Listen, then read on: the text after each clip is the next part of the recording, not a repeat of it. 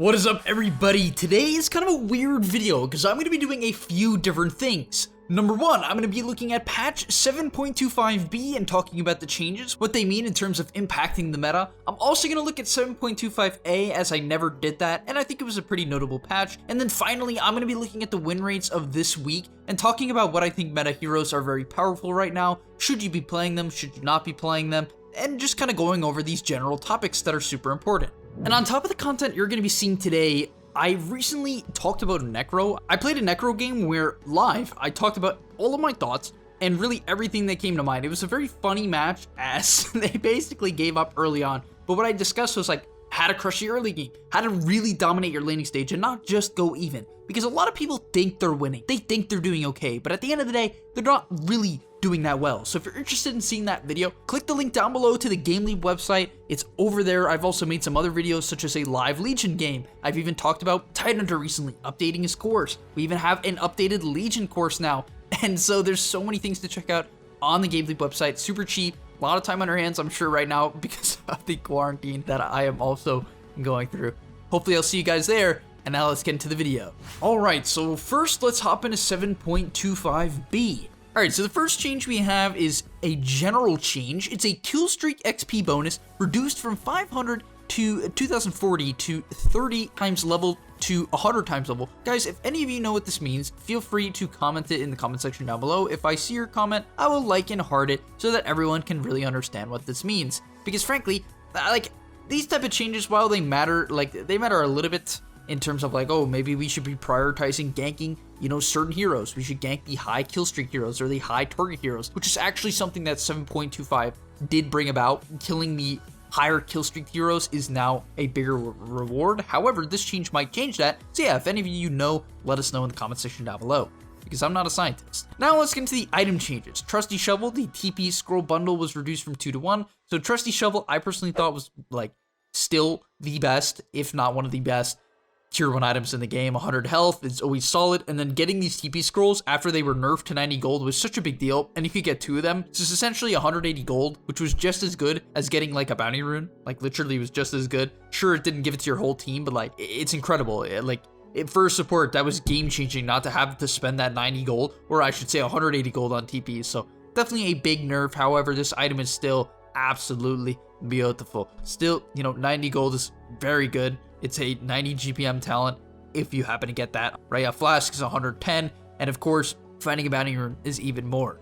Next up, we have the funny but needed Ring of Tarask change. Yes, guys, I'm sure you all kind of expected this. I'm not gonna lie, I was actually a hater of the Ring of Tarask build in general. Like, I literally told multiple people I wasn't a huge fan, and the reason was I felt like the lack of stats, lack of Quelling Blade would actually make it very difficult for people to lane and trade. However, on heroes like Centaur, it made it basically impossible to deal with them. Also, I want to give you a bit of an idea on why I feel like raw HP isn't always the best in the laning stage. It's good, but isn't always the best.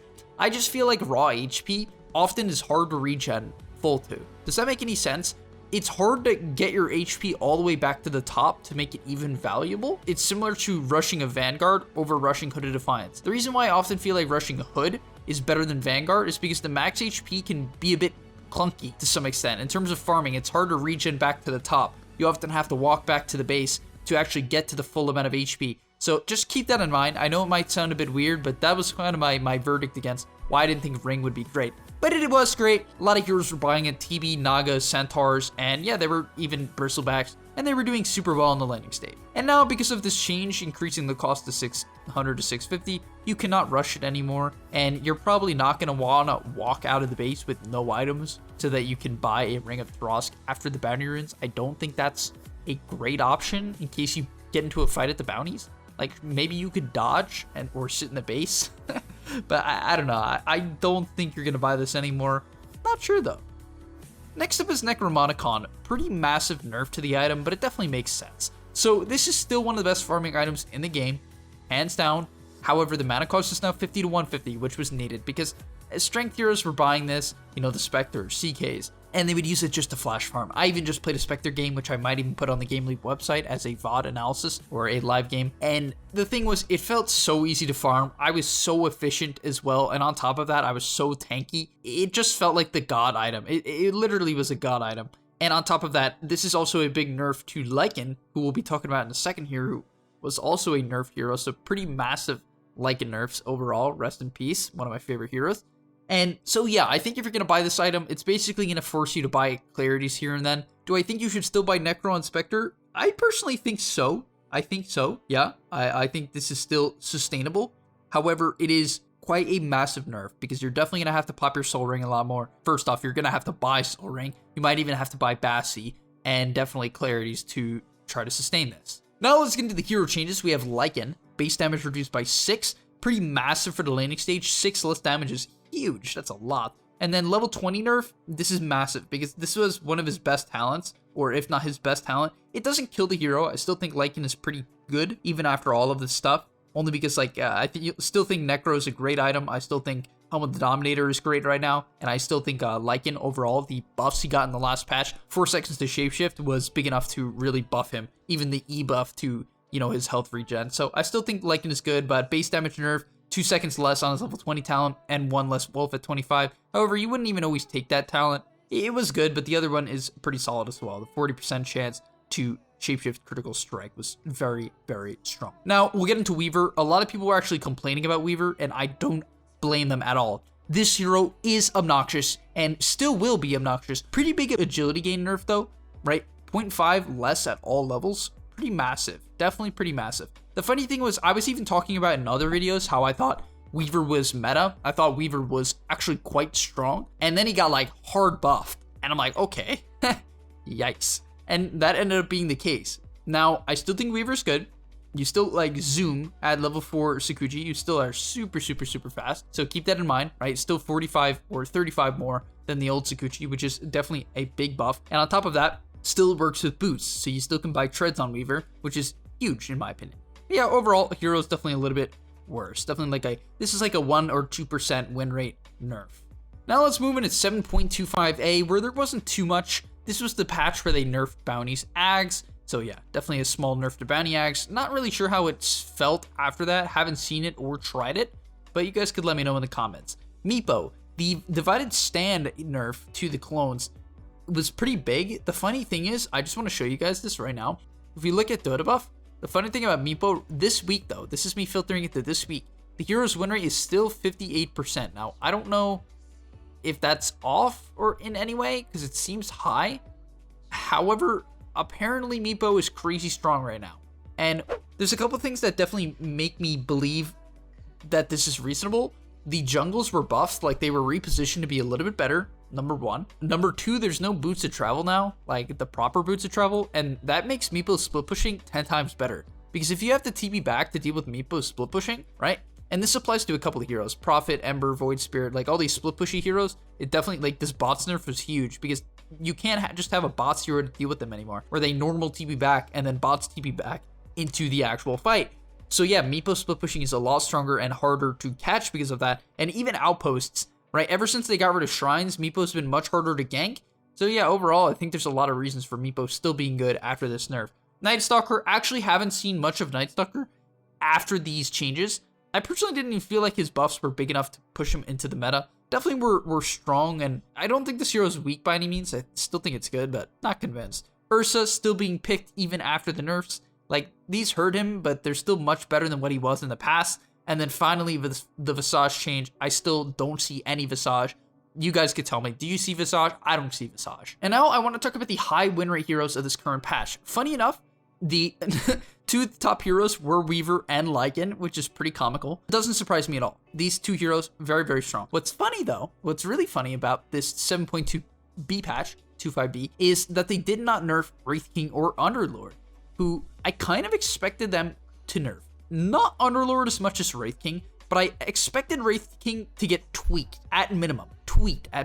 Because this hero is bonkers right now. It's bonkers. Its laning stage feels very reliable. The skeletons make it very easy to lane and jungle. And with the Gloves of Haste and Radiance build that I showed you guys within that video, it feels super easy to play, flash farm, and hit crazy timings. with Wraith King overall. So I'm really shocked this hero didn't get nerfed. I'm sure a lot of you guys feel the same way as me. Underlord, definitely still a top tier hero, right? Great pipe builder, Crimson Vlads, all these items that people don't buy on other heroes. You buy on Underlord, works out very well.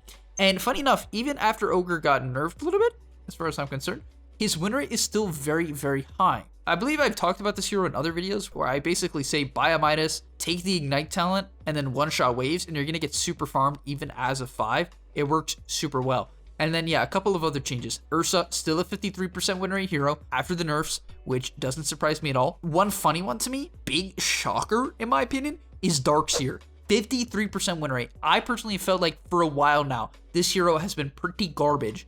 However, 53% win rate tells another story. Now, the pick rate is very low, right? So it's really only like Darkseer spammers picking it very clearly, right? Compared to the 25% pick rate of Ogre Magi or the 14% of Wraith King. Pretty big difference. However, it's been a while since Darkseer has been this high of a win rate. So if you're a Darkseer player, you know, go for it. It's back. I think this hero's back to quite an extent. In fact, I've even seen a lot of pro teams picking it in particular, which definitely means the hero has viability. I've seen OG pick it if I'm not mistaken. I think EG's picked it as well. Definitely a lot of teams have been picking it. I've been watching the games lately. And finally, the last two heroes I want to mention are a little bit down. Not that the other ones aren't relevant, but I'm very interested in Dragonite and Alchemist as a hero. Been seeing both of them picked at this recent tournament, the We Save charity event, and I've been impressed by both of the heroes. I feel like when picked in the right scenario, they're very potent. And not only that, the reason why I like these heroes in particular is they both can be played as a safe laner or a mid laner. DK can also be played as an off laner. Technically, Alchemist can be too. It's actually not that bad, guys. If it's in your pubs, like, don't whine. You can still win, just make space for it. It's as if you're playing with the safe lane out. Just don't freak out. Like, I actually don't understand people's mentalities when it comes to that. If you have an Alchemist on your team, just make space. And then, yeah, just getting into it, I think DK is very strong. I still think people are figuring out the correct item build. Like, do you buy a Shadow Blade on him? Do you buy tanky items? Do you just go tread in a mini crit, which I've seen Thompson do? Do you even buy Necrobook, Mask of Madness? I think there's so many options on DK, which is cool. Maybe if, like, there's some DK spammers who figure out how to use this versatility correctly, this hero will be even more potent. But yeah, I'm personally a big fan of DK. I think if he gets buffed for whatever reason, which I don't think will happen, but if for whatever reason he gets buffed, I think he'll be a top meta hero, like hardcore top meta, but definitely even strong right now. And in terms of Alchemist, yeah, I just think that with the fact that you can stack the jungle more effectively now, and the jungle was buffed, and, you know, the fact that jungle items are in the game, I mean, they have been for a while, but, you know, they help Alchemist out quite a bit. You can go, once again, this treads into Gloves of Haste, or just treads into Radiance build, and yeah, you hit like a 12-13 minute Radiance, similar to Wraith King, and you run over the game. That's about all I have to say for Alchemist.